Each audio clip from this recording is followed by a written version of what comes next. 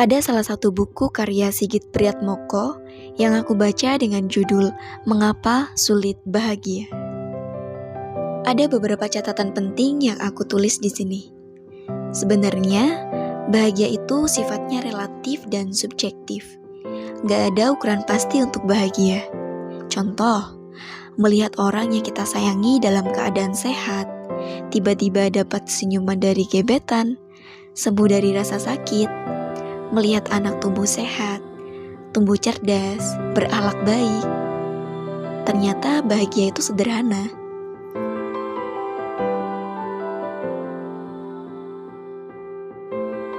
Seorang psikolog terkenal asal Amerika, Martin Seligman, mengatakan bahwa kebahagiaan sejati dapat dianalisis menurut 3 elemen. Yang pertama, positive emotion, terdiri atas berbagai sensasi atau perasaan seperti senang, gembira, bahkan rasa nyaman ketika kita berada di antara orang lain. Yang kedua, engagement, berhubungan dengan keadaan yang membuat diri kita terlena dalam berbagai aktivitas yang kita anggap itu sangat menyenangkan. Dan yang ketiga, meaning, berhubungan dengan pencarian tujuan hidup. Karena makna bahagia tergantung bagaimana cara kita memandang hidup. Ada perkataan menarik dari Khalil Hafari, penulis buku The Art of Happiness. Menurutnya, kebahagiaan adalah hidup di dunia ini, bukan menjadi dunia ini. Artinya apa?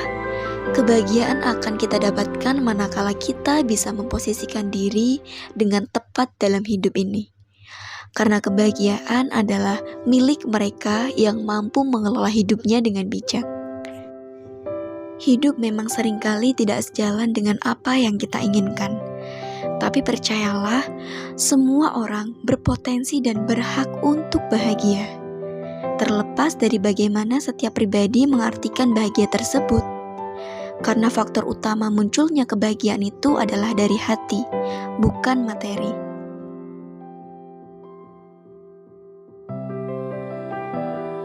Kondisi hati sangat menentukan kadar kebahagiaan seseorang.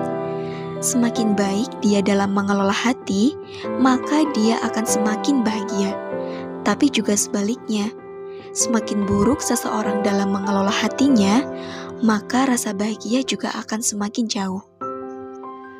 Banyak diagnosis dan penelitian dalam dunia kedokteran yang menemukan bahwa ternyata kondisi hati sangat mempengaruhi kesehatan seseorang. Hati yang tersakiti akan mempengaruhi pikiran, kemudian akan memicu timbulnya stres.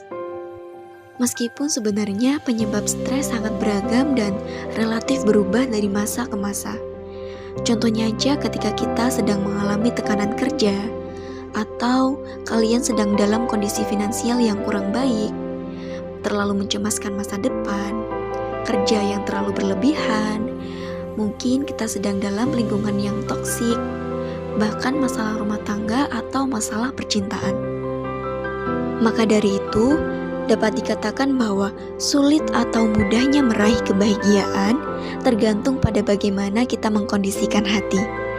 Karena hati yang dikelola dengan baik akan mengantarkan kita pada fisik dan hidup yang sehat.